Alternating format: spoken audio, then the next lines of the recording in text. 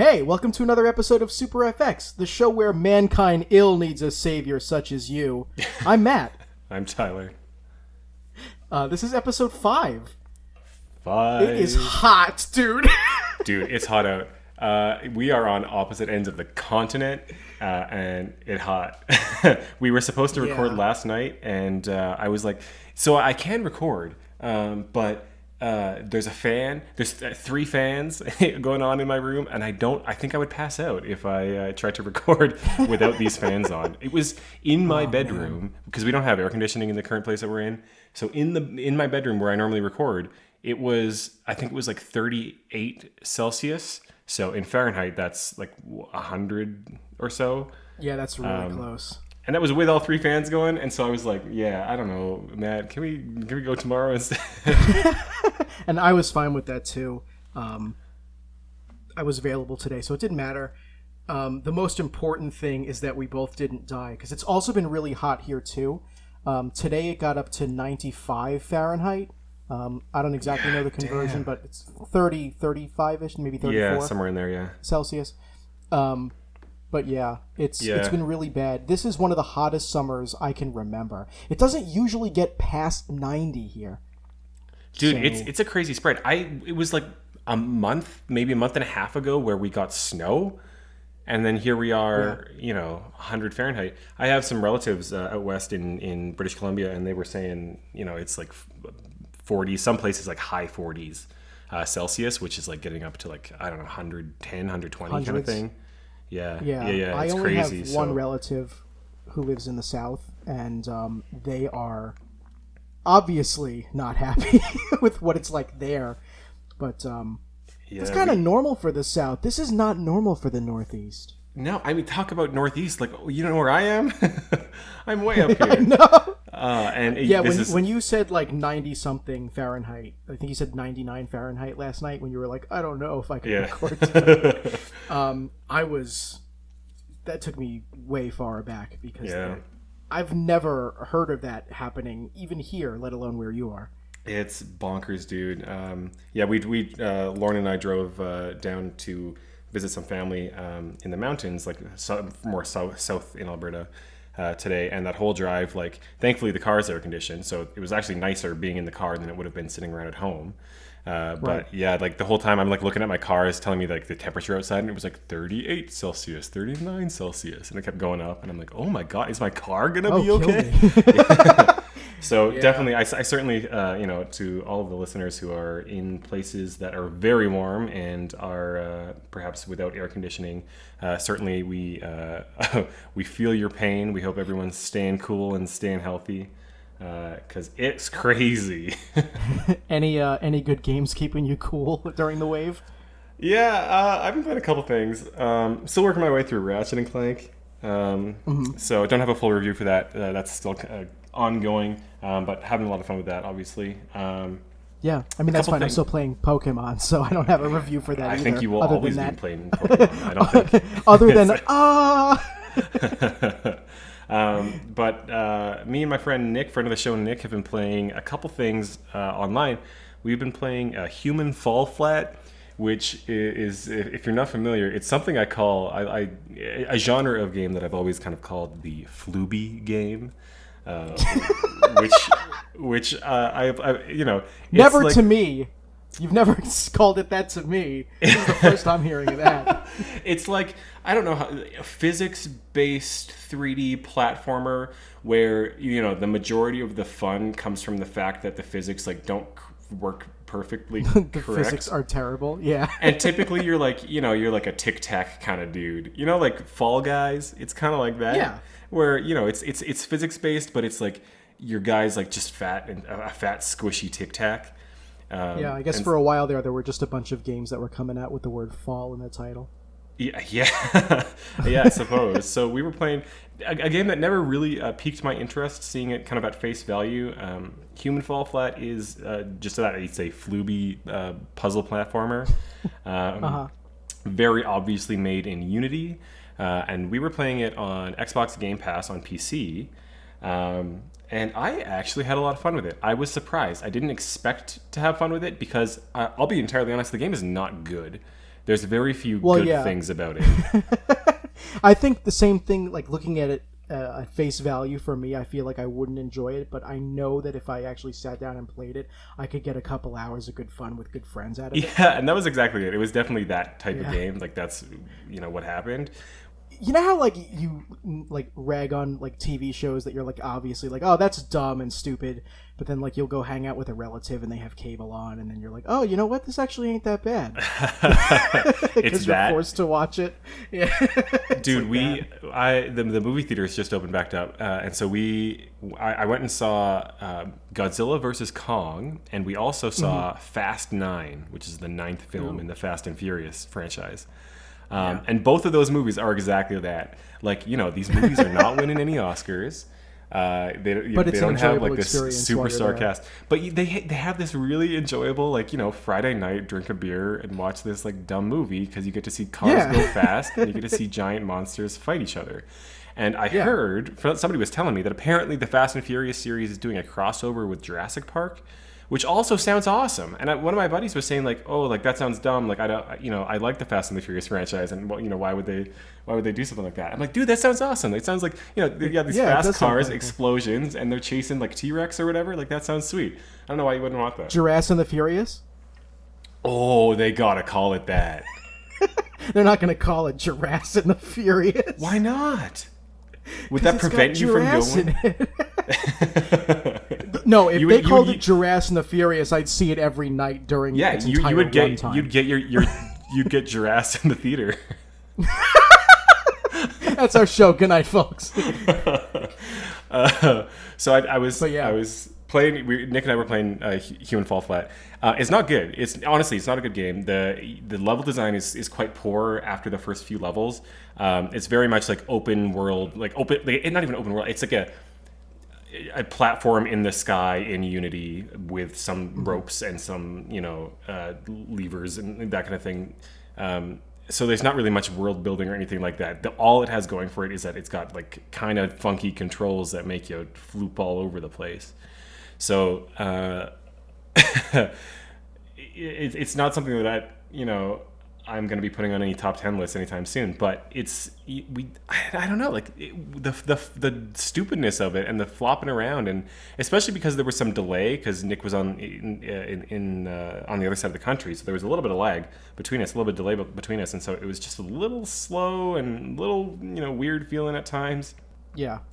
But like that made it just fun, and we were doinking around, and it's just one of those types of games. So we actually ended up playing through the entire game, and now we're on to the DLC. Is there actually like a plot in Human Fall Flat? No, if there is, that would be news to me. So what do you mean when you say like play through the whole, like you did everything it had to offer, basically? It's broken up into stages. So there's, I want to say maybe 10, 12 stages, something like that. And so you kind of go from point A to point B. At the end of each level, there's a door that you go through, and then you just plummet downwards. I was going to say plummet to the earth, but I don't think there is an earth beneath you. And which was quite humorous the first time it happened. The very first level, you go through this door, and then you just fall, and you think like, oh, you messed up, but it's actually the end of the level. But then there's always that for the next like 12 levels. I don't know, but it's just something like fun that you can. It's something I can kind of sit back, and I don't. I definitely do that. I'm a victim of doing that thing where if you get serious in a game, you kind of sit up straight, you lean forward, put your elbows on your knees, and you got like the gamer lean. Yeah, Jackie and I call that Marissa. Call it what? We call it Marissa. She has a name. The gamer lean. That's Marissa. I'm not even kidding. We call it Marissa. We gave it a name. All right. Well, I didn't have to Marissa for Human Fall Flat. No. You don't. Marissa's not a verb. Oh shoot! Okay. Sorry, my bad. She's a noun. Did you just assume her part of speech? She's a noun. You don't Marissa. You do Marissa.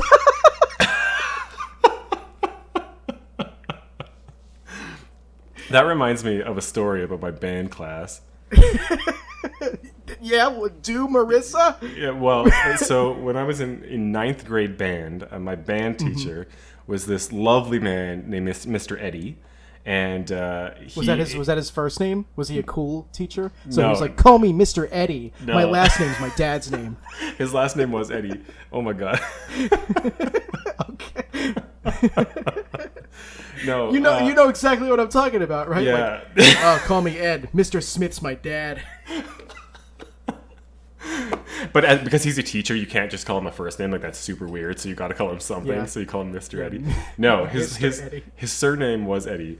Lovely man. Okay. Like he was one of my favorite teachers I ever had, and he's the spitting image of, if you remember the Simpsons, the band teacher from the Simpsons.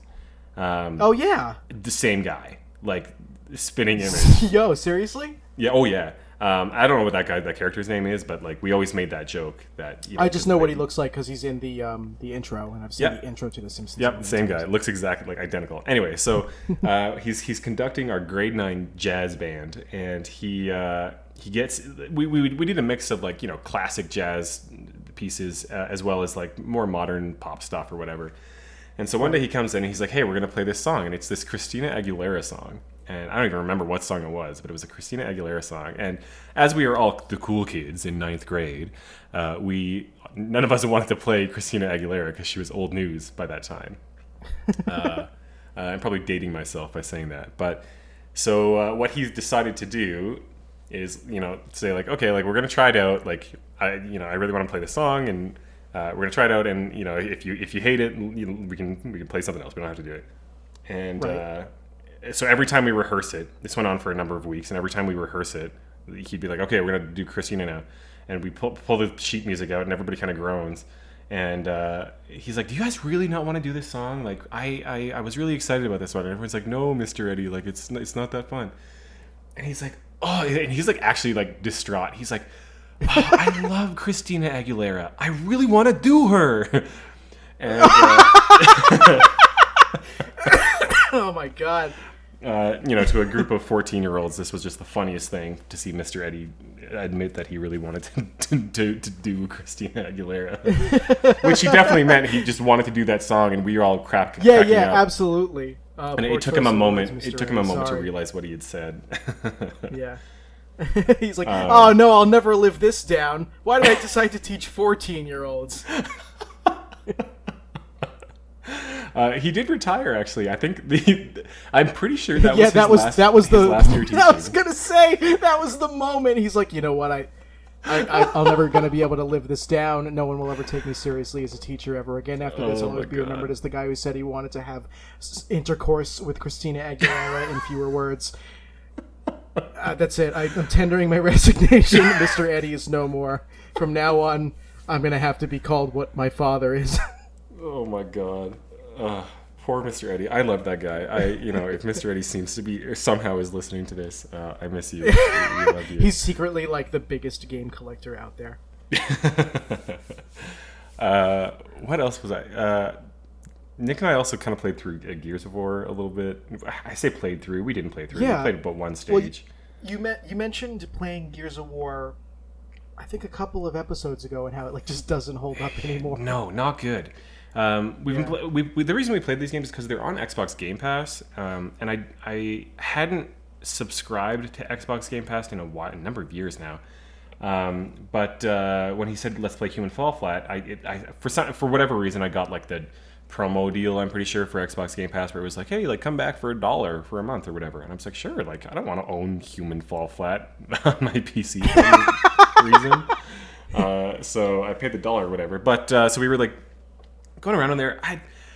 I hate that this is going to become the future of gaming in terms of, we've got Netflix, we've got Hulu, everything we've on got the Disney cloud. Plus, and everything's streaming, and games are going that way, right? Microsoft, from all reports, from everything I can tell, Microsoft is doing exceptionally well with Xbox Game Pass. In terms of business results. But my problem with it is I really think that it's not a great product. And what I mean by that is it seems so fragmented. And maybe this goes for the entire Xbox platform as a whole, is that everything Microsoft is doing nowadays is very much like play this game on Xbox. And it's like, okay, I can play it on Xbox. And so they have Xbox Game Pass. They have the Xbox, I think they're calling it xCloud, like their streaming one. And then they have Xbox Series S and Series X, and they're keeping Xbox One around. So they're saying, they put out these ads and they're like, oh yeah, play it on Xbox. And it's like, okay, I can play it on an Xbox service that may or may not be compatible with the device I'm currently using, which may or may not be compatible with the controller I already have, which may or may not be compatible with the network connection I have, and all this kind of thing. And so it's such a fragmented way of, I guess, presenting their this product, that this kind of like pie in the sky thought of Xbox, right? And so I do think that Apple is doing something really interesting with Apple Arcade, in that if a game is on Apple Arcade, it has to be playable on Apple TV, on Mac, on iOS, like on iPad, on iPhone. It has to be everywhere. So if you say like, oh, it's on Apple Arcade, you're like, oh yeah, I probably have a device that will play that. Like, it's compatible on all of these platforms. Whereas Microsoft has to print different cases for their different Xbox games, because some of them play on certain consoles and some of them don't.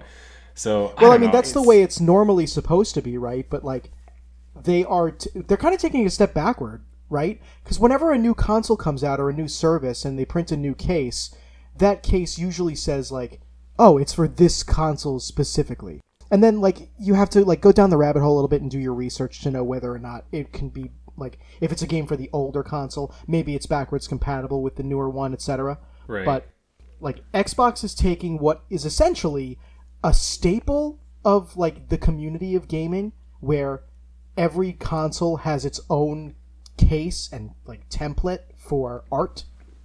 It says the name of the console on the case, and you know for a fact that it's compatible with at least that console. And they're just kind of ruining that. They just say Xbox. Yeah. And like, there's like a little print, I think, on there that's like Xbox One, Xbox Series. Yeah, X I think it's like on fucking... Yeah, it's on the box art, I think, from what I've seen. Like the top plastic part of the case says Xbox, but then on the actual box art it'll say like playable on these consoles, and like sometimes it is and sometimes it's not. And like, because now you got Xbox One, Xbox One X, Xbox Series S, Xbox Series X, and like it's gonna play on one of those. So grandma goes to Target and she's like, oh, I'm gonna get little Jeremy one of these game things. Jeremy? Yeah, it's a name. Continue. What? You don't like the name Jeremy? Hey, for all you Jeremies out there, no hate. I think your name is great. I think you keep living it up as the one and only Jeremy. Anyway, so little Jeremy's getting a game from Grandma. But what's Grandma gonna know? How's Grandma gonna know what this thing says Xbox? Jeremy's got Xbox, so I gotta get him that, right? Yeah, and like, parents and grandparents who are disconnected from their children's hobbies, especially gaming, already have a tough time distinguishing video games from one another, even with the proper labeling, at least in my experience and the experience of my peers. So this just makes it even worse. It's brutal. I really love the direction that Microsoft is going in terms of a lot of the games they've got coming out. Accessibility. In terms of accessibility, they're doing a lot of great work there, and I think they're doing a lot of great work in terms of just being able to like, hey, if you have like backwards compatibility, right? Like, they're doing a lot of good work there, like way above and beyond what Sony's doing, right? Mm-hmm. But there's just some ambiguity that they got to get over here. Like, they got to figure out, if it's playable on Xbox, make it playable on all Xbox things, right? If I buy Halo, the new Halo game, make it so I can play it on xCloud, I can play it on Game Pass, I can play it on my Xbox, right? And just, I'm going to have these different devices because they give me different experiences, right? If I want to play the game in 4K, 120 hertz, whatever, I can play it on my Xbox Series X hooked up to my fancy TV, right? But if I'm like on the go or whatever, and I've just got my iPad with me and I want to play it on xCloud, like, that's obviously going to be a different experience. But like, don't fragment this whole ecosystem so that it forces me to play this game like only on this certain console that I have to like do. If I have to do research to find out like what machine can and what control methods I'm able to use, like, I feel like somebody's dropped the ball there. Anyway, that's my rant on Xbox Game Pass. I think it'll get better with time. I think this is one of those things that just becomes more and more refined over time. But so I think they'll get there. Anyway, Xbox I hope Game so, Pass. at least. Yeah. What have you been playing? Well, I mean, I'm still working on Pokemon, but I actually have a non-Pokemon related story about a game I've been playing. Yeah, I think this might be a Super FX first. It. Hey guys, you've been with us this long. Could you imagine like we're like 100 episodes in, and it's like, yeah, for the first 99 episodes, all Matt did was play Pokemon, but now we're finally moving on. No more Pokemon. Hang on, I have to sneeze. Is this here? I'll cut this out. Do you want me to fill in the gap here? I'll lean in and just. No. It's all right. Well, welcome to the Tiger Hour. Enjoy the noise, the sweet, sultry sounds of Matt's sneezing. Well, now you've given me a reason not to cut it out. Yeah, leave it in. I don't care. All right, I'll leave it. Fine. Fine. Everyone got to hear me sneeze. Tell me about this not Pokemon. Yeah. So this past weekend, Jackie and I had a visit from our friends Nathaniel and Shannon, who hail from Connecticut, and one of the things that Nathaniel especially wanted to make sure that we did this past weekend was he wanted me, specifically me, not him for some reason. You'd think when you come over somebody else's house that you would want to play and beat a game that you've never had the chance to beat before, but he wanted to force me to play and beat one of my games that I've never played before. Okay. Which I guess is like, okay, cool, because he knows that it's hard for me to pick games to play. I have 1,000,000 of them. That's an over-exaggeration. But I have a lot. And Shannon actually selected Beastly on Wii, which is something that Jackie got for me a few months ago because she saw a review of the movie Beastly by Jenny Nicholson. And I watched that video after we played the game, and I really loved it. So I'll drop a link in the description for this video. Okay. But anyway, I guess backstory is necessary. Beastly is it's a teen drama with some fantasy and comedy elements that was released in 2011 that is a modern retelling of Disney's Beauty and the Beast, but with real people. Okay, it's like kind of dark, I'm picturing.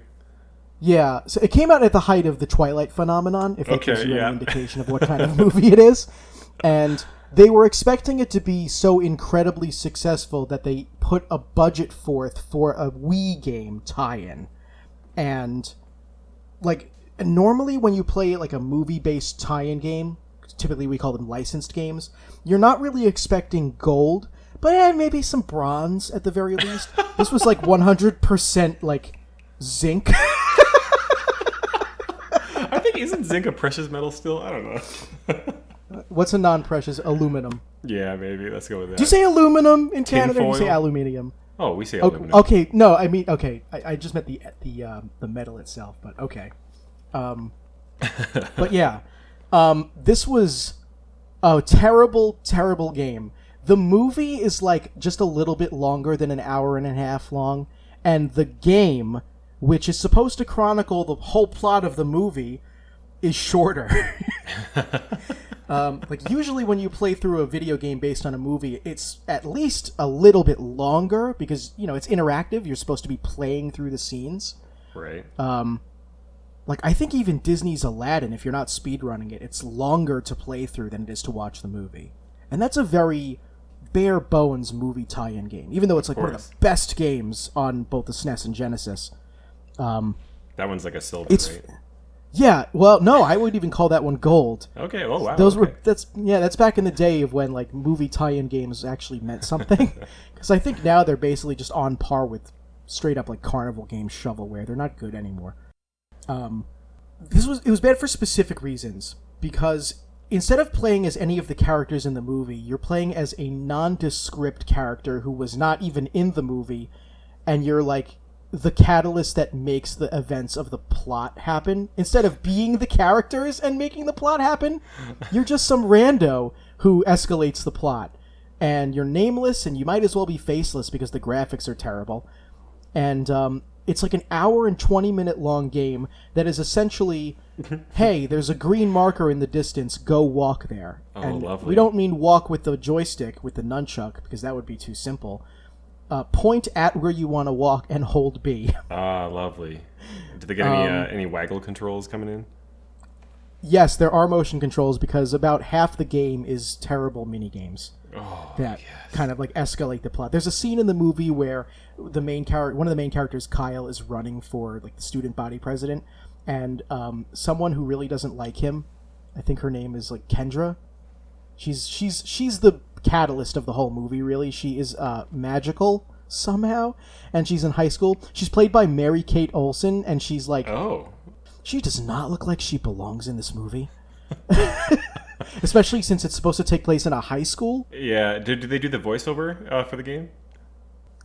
So there is no voice acting in the game. Instead, it's all text boxes, and there are interspersed actual scenes from the movie.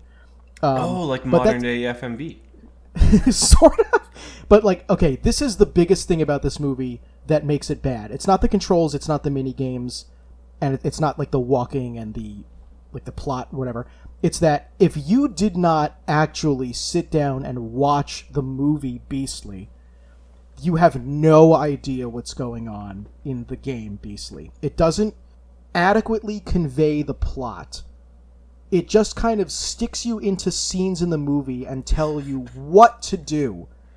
But it doesn't say why or what scene. Like, I'm going to use Aladdin again. In Aladdin, on both Genesis and Super Nintendo, there are tiny cutscenes between stages to give you the plot, just in case you may not have seen the movie. Not so here. It's just, here's the next scene. Walk here, talk to this person, play a minigame. All right, now it's the next scene. Oh, here's a pop-up. You got a new message. Check your messages. Okay, go into the message menu. Ah, cool. Kyle's brooding again. All right, cool. You unlocked a new video. Great. Let's watch a video from the movie that's like literally 3 seconds long of these two characters interacting with each other. But it's not anything plot related. It's just to show that they're gonna fall in love an hour from now when the game's over. So it's not the worst game I've ever played, but it was so bad. Yeah, so it sounds like kind of the moral of the story here is, listeners, if you're planning on playing 2011's Beastly for Nintendo Wii, please ensure that you are adequately acquainted with the film adaptation before embarking on your quest to play Beastly. On the Nintendo Wii. I'm glad that you had that experience. See, Human Fall Flat is not a good game, but at least I had fun playing it. Did you have fun playing Beastly? I mean, only because I was surrounded by friends who were laughing with me and sharing my misery. I feel like if I had played that alone, I would have immediately turned it off. Did you 100% it? Only because there's no option not to. There aren't any collectibles in the game per se. You do get things in your inventory, but in order to even finish the game, you have to get all of them. So. Oh, yeah. Yeah. It's one of those. Cool collectathon if you're in it for an hour and 20 minutes. That's awesome.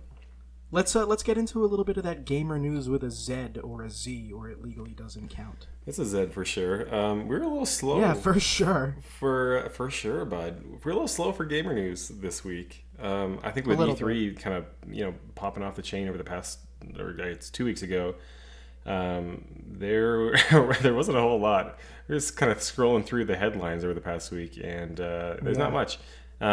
Steam is having their annual sale. And there's probably nothing I'm going to pick up on there. Lauren looked over at me in the car today and was like, I got an email. There's Steam sales happening. And I was like, oh, right. Okay. Yeah, I'll probably look at some point, but I haven't yet. Yeah. I was reading a story about there were some Minecraft archivists who found like some long lost build of Minecraft that was only posted for like a couple hours or something, like in 2011 or something. And some random person on Twitter had just randomly tweeted that they might have this like Minecraft build, and apparently this whole community went buck wild for this thing. I don't think there's anything special on it. They just want to archive every version of Minecraft. It was like one of the alpha versions or whatever, and somebody just had one kicking around on a hard drive or whatever, and it had been lost for like literally for 10 years apparently. So if you haven't read about that, like it's worth reading the Twitter thread. It was a bit of a roller coaster. It's pretty entertaining. I didn't even know about that. Damn. Yeah. I can't believe Minecraft's been around for this long. Oh, yeah, dude. You want to feel old? Go look at, when Minecraft Alpha first came videos. out. Yeah, it's brutal. Did you ever watch any of like the original Minecraft Let's Plays by guys like Sea Nanners and Jesse Planks and stuff like that? I remember What was that one? There was that one that they did kind of like a story out of it. I think they were the first ones to kind of originate that format. Was it? It starts with a V. I don't know. I'm looking it up. Oh, it starts with a Y. It's Yogscast. Oh, Yogscast. Yeah. Yeah, you said starts with a V. I was like, that sounds like Yogscast, but you said V. I literally just Googled Vogscast and it autocorrected. So.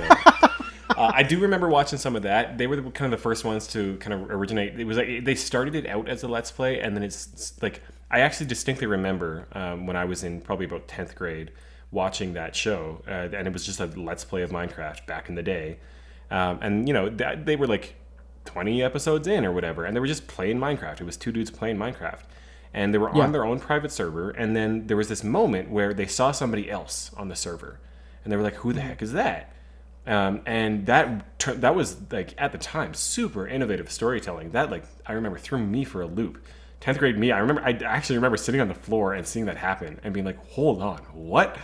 And then they branched a whole story from it where they like went and like tried to find who this dude was who was like on their server, and then there was a whole backstory, and it's gone off the rails since then. Like they've 10 years later, they've got a huge empire of.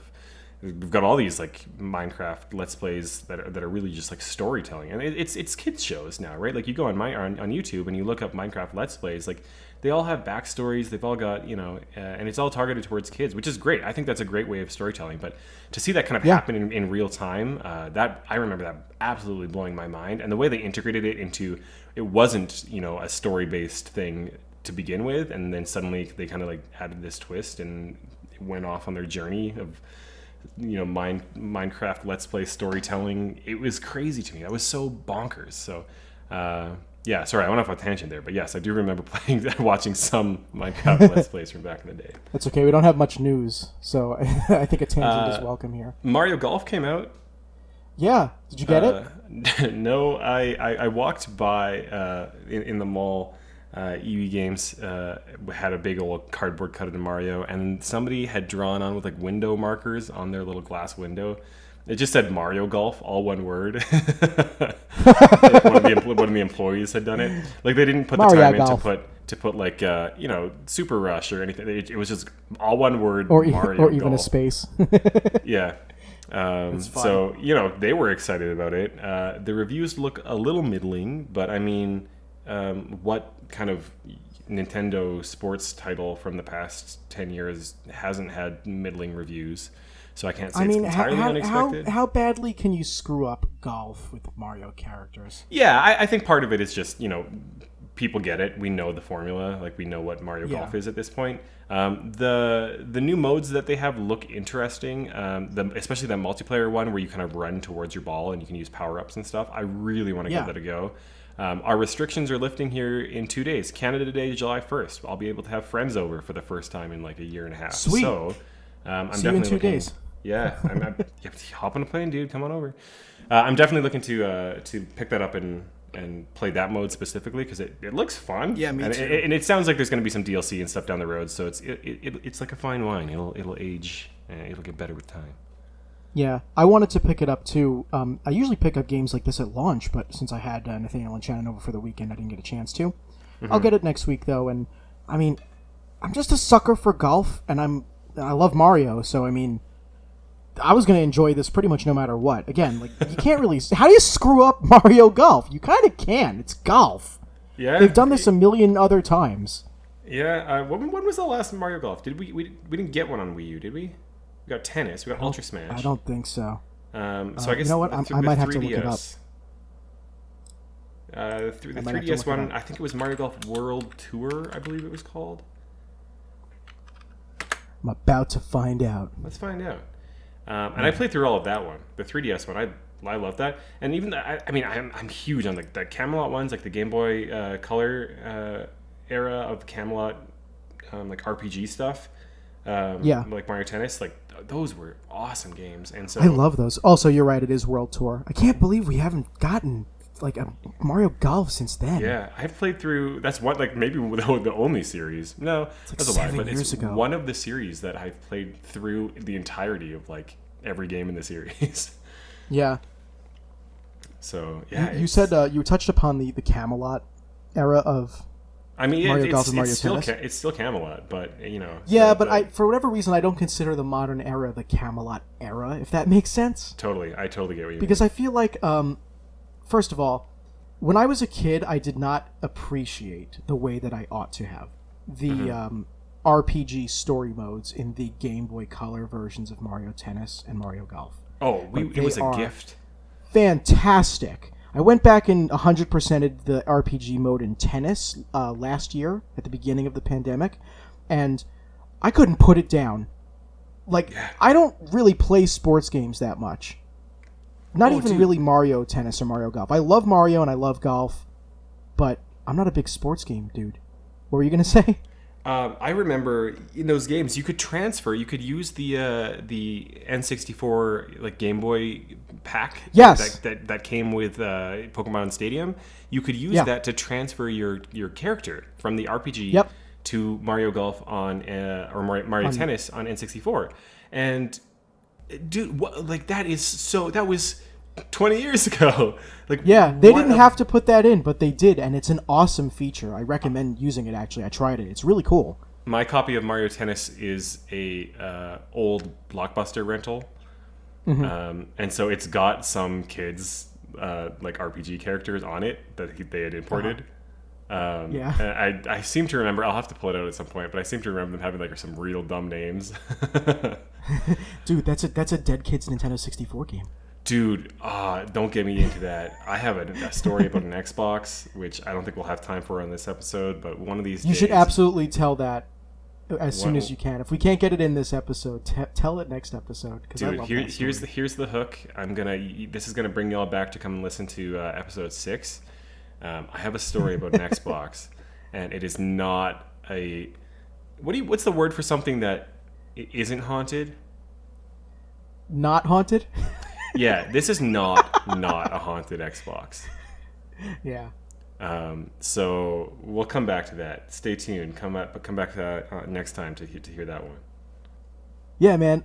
I actually don't own Mario Golf for Game Boy Color anymore. I had it when I was younger, and I can't believe I still don't have it. Like I don't even remember what happened to my old copy, but I got to get it again because I really want to play through that RPG mode again. Do it up, dude. Yeah, those are such good games. Oh yeah. For the news, I think that's it. I mean, like I said, it was a pretty light week for news. What I do want to hear about this week is if you got any new games that you've picked up.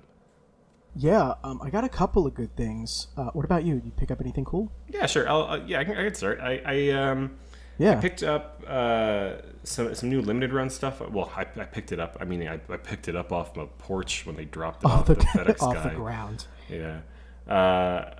So I got Towerfall, which I don't remember if I talked about last time. I don't think I did. But Towerfall is one of those Ouya games. It was like the Ouya game, Towerfall Ascension. Yeah, I think we touched upon it a very little bit. Yeah, so I got that, came for me. I also had a Towerfall again, came for me. Somehow I ordered 2 copies of it. I don't know what happened, but I'll take one. Yeah, one of them's yours. I don't know how I managed to order 2. Anyway, so yeah, you can have it. I also got Crypt of the Necrodancer that came in. It had a bunch of like real nice like keychains and stickers and like a poster and stuff like that in it. Yeah. So Limited Run's doing a really nice job, I think, of those like collector's editions, and they're not too pricey. Like sometimes these collector's editions are like $100 or like even more. I've gotten a couple, so I know. Yeah. So these ones are like $60 kind of thing. So it's not too bad. And for these kind of indie games, like I'm happy to support that kind of thing. But I'm not going to buy the collector's edition of the new Assassin's Creed or whatever. Like I can definitely pass on that. But for indie games, these are games that have either not been released physically or had very limited runs physically or whatever it is. And so I'm always happy to support that kind of game and get something fun out of it. So yeah, they've been doing a really good job of including these collectibles. They're really nice quality in here. So yeah, I actually haven't played that one in a while. I played bits of it when it first came out, but I'm looking forward to now finally having that on Switch. I think that's one of the perfect games. I mean, we talk a lot about like these games are perfect on Switch. Like, there's a lot of games that are, and I think that's one of them. So I'm looking forward to playing that. Yeah, dude. Good luck. Let me know how it is. Will do. What'd you get? Just in the last 2 weeks, I've actually gotten quite a couple of good pickups. So you ready for some fun stories, I guess? Sure, go for it. Let's hear it. So you actually already know about a couple of these because I hit you up with like Facebook photos and stuff. But a couple of weeks ago, I'm talking like just after we recorded for E3, I wanted to pre-order Metroid Dread, and so does Jackie. So the two of us went to GameStop together, and I don't really like GameStop, but they're a really good place to go to make sure I'm getting a pre-order of the game, because I already saw that people on eBay were charging thousands of dollars for pre-order receipt in hand, and I just want to tear my eyes out. I don't know if those are actually real or if they're just people being super hopeful, but I just wanted to make 100% damn sure that I got a copy of the game. So we went to GameStop, and we actually had to go twice, because the first time we went, there was a sign on the door that said "Be right back," and we sat outside and waited for a little bit. At a GameStop? Is this like 1992? Yeah, right? They never came back. Oh, wait, what? Yeah, we waited for... Jackie, how long did we wait outside that GameStop for that dude to come back? I set a timer for 5 minutes. That was it? It felt longer than that. Well, it was also very hot. Oh, it was very hot out. The moral of the story is we waited for a chance to buy our video games, and they didn't come back. They didn't give you that chance. They stole that chance from you. You came there, you arrived at that location with a plan, with an idea in your head, and you wanted that idea to come to fruition, and they stole that from you. Shame on you, GameStop. Okay, look, I don't like GameStop, but it definitely felt longer, but even still, like, that is still kind of an issue that I went there for a game and I couldn't buy it. We were on a time limit, which is why we had to leave. But, like, my issue isn't with that someone had to go and, like, maybe they had to have lunch or whatever. Oh my god, I know you're laughing at me. I love this story. You can go in, you're like, we're on a time limit, I want to go in, I want to pre-order this game, and you get there and there's a sign on the door. There's a sign on the door that says, "Be right back," and you're like, oh no! Okay, you're making me sound like a lot more of a Karen than it actually felt like. No, I know you're not mad about it. I'm just like, I like this internal struggle that I'm picturing. Okay. And, it's just, I want to buy my game, and, like, I get it if, like, the dude has to buy, like, lunch or whatever, he needs to take a break, but, like, why isn't GameStop hiring more than one person? I have never had that experience. I don't have to wait around in the heat. Yeah, like, just the being at the beginning, when I said, like, there was a "Be right back" sign, and you're like, what is this, the 90s? It felt very weird. Yeah, like, GameStop is a multi-million-dollar company, maybe billion, and they have the money to hire 2 fucking people to work at their store so that there's always someone there if someone wants to buy merchandise. What the fuck? It was 90 degrees out.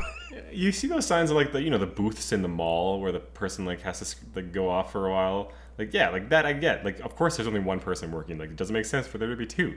Yeah, but like that's different. Brick and mortar GameStop. Yes. It's not even that. It's that GameStop has so much money. They can hire another person. Well, they did then too, even though we'd like to pretend that they didn't. They had less, but they still had enough to be able to hire at least 2 people for every store they have. All right, so you pre-ordered Metroid Dread. Yeah, so we went back another time and pre-ordered Metroid Dread, and the point of this story, and the reason why I messaged Tyler on Facebook about it, is I took a look at their shelves, and they had a used copy of Killer Queen Black for $15, and I had some discount coupons or whatever in my account. However you accrue those, I have no idea, but I didn't pay that much at all. And that's awesome. I got it specifically because Tyler and I played the official Killer Queen arcade at MagFest a few years back, and we had a rockin' time. That was good as fuck. Dude, you go to MagFest, so for y'all who haven't been to MagFest, you go and they have a hall in the convention center that is all arcade cabinets, just like the whole hall. And everything is set to free play. And, it's like 24/7 throughout the festival. Yeah, from when the con starts to when it ends, it never closes. It's awesome. It's super sick. And these are like they're not owned by the festival. These are like just people will bring their arcade cabinets. Yeah, people donate and bring their own from home. It's awesome. They'll just load up their truck and bring it in, and like it's incredible. It's one of the coolest things, honestly, I can say I've ever seen in my life. Is going into these halls and just seeing these people who are passionate about games and especially passionate about arcade, and everybody's in this one space, and the music's bumping and they've got like fun lights going on and everyone's just having a good time. It's a great experience. If you ever have the opportunity to make it to MagFest, I highly recommend it. Regardless, the point is that you have to line up to play Killer Queen, and Killer Queen is not something that I expect many people have heard of. Because it's so rare to see an actual cabinet. It's a big cabinet.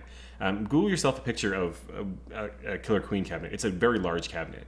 So I don't. If you're on YouTube, if you're listening on YouTube, I'll put it on the screen. Yeah, I don't blame folks for seeing or for like I don't blame like bars and places for not having Killer Queen cabinets because it's quite expensive. But I have heard that the competitive scene is kind of popping off lately. Like there's some Killer Queen leagues that some bars and some clubs and stuff will have across the U.S. It's such a fun game. For the go ahead.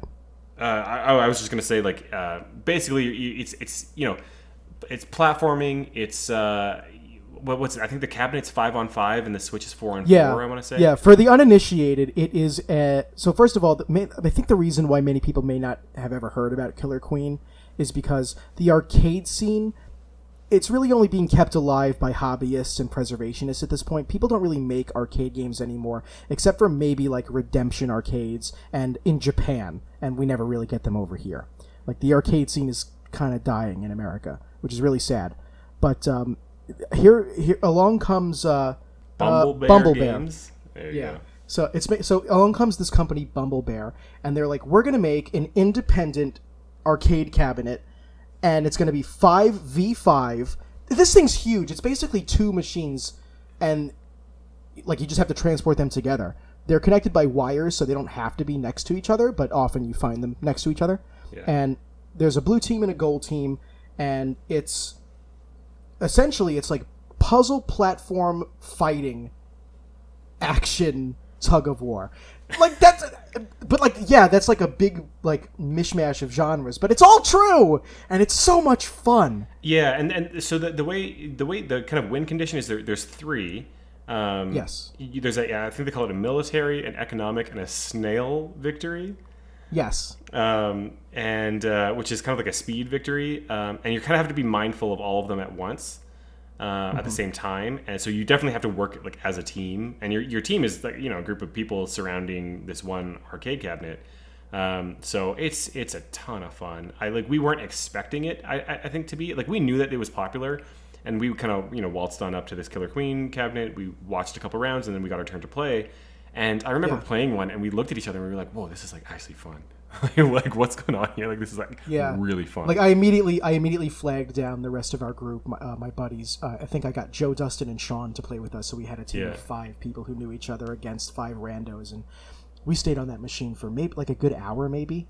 Yeah, or as long as we could without the line behind us, yelling at us to get off. Well, they were pretty good about it for the most part. They were allowing people who like if you kept winning, you got to keep playing. Yeah. And we went a long time without losing. It was really awesome. So, yeah, dude, it's a really fun game.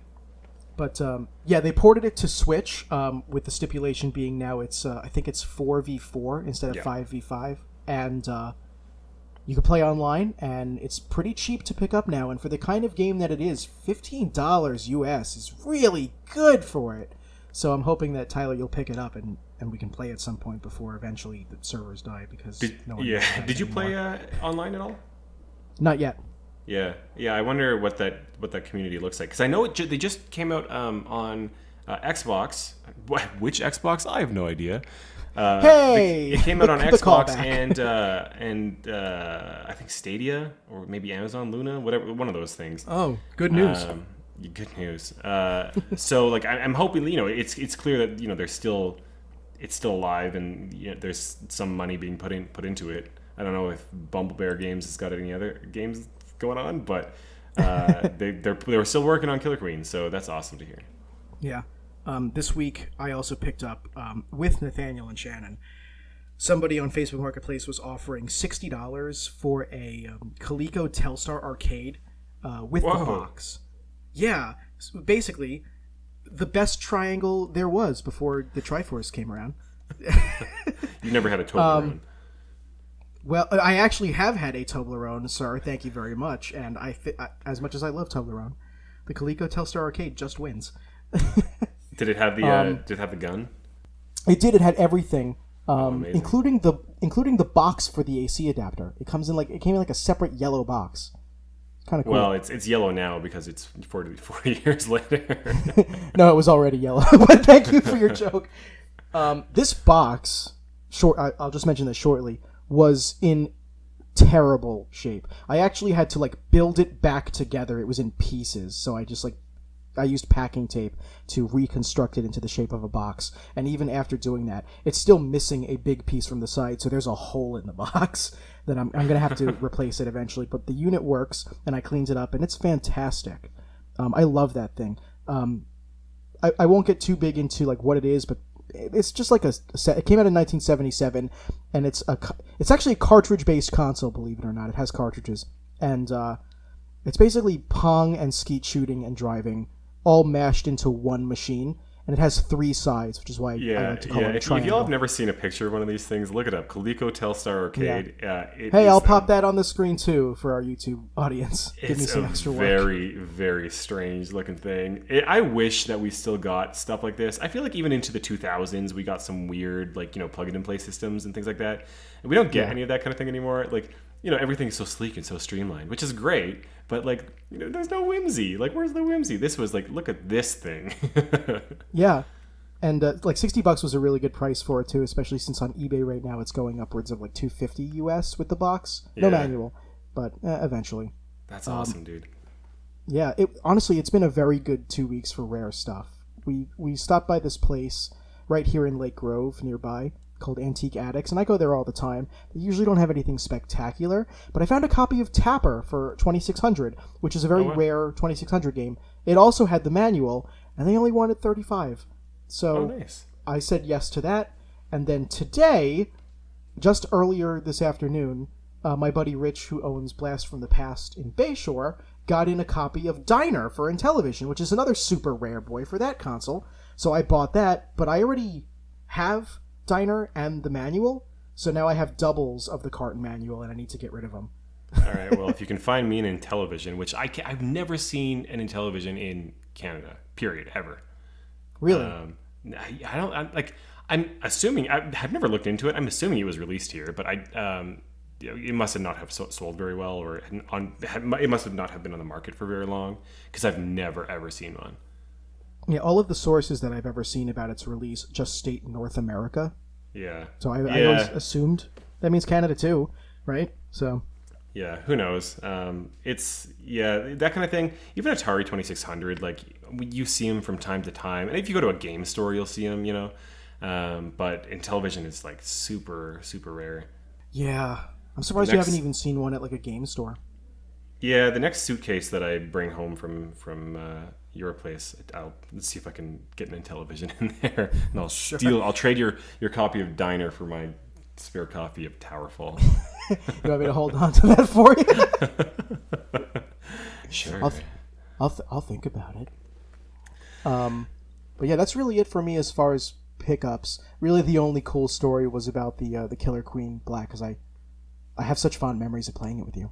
Dude, I know. I'm glad that that's available on home consoles now, and I'm glad that like I said, things are opening back up, and we'll be able to hang out in person. Dude, how good is that gonna feel when we touch butts for the first time in 2 years? Dude, I'm more worried about touching something else, if you know what I mean. Whoa, and that'll do it for this show.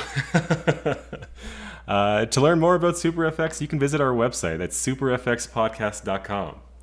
You can find our show wherever you find all your other favorite podcasts, including Google Podcasts, Apple Podcasts, and Spotify.